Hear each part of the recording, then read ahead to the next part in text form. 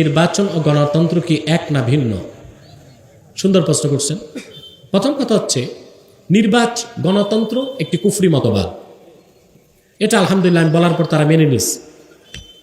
এখন বলেন তো আপনারা, গণতন্ত্রের জন্য নির্বাচন না নির্বাচনের জন্য গণতন্ত্র?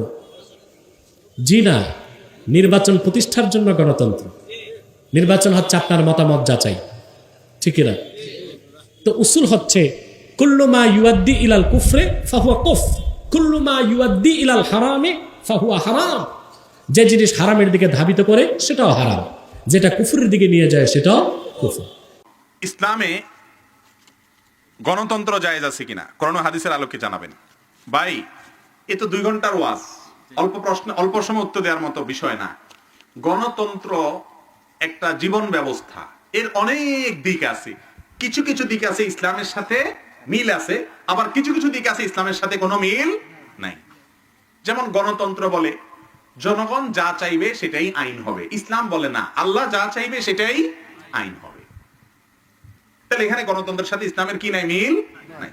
আবার গণতন্ত্রে মানুষের মতামত নিয়ে সরকার গঠন করার কথা বলে। সাহাবায়ে কেরামের যুগে খলিফাদের অনেকের নির্বাচনের সময়ও এরকম মানুষের মতামত সংগ্রহ করে সেটার উপরে ভিত্তি করে খলিফা নির্বাচন হয়েছে।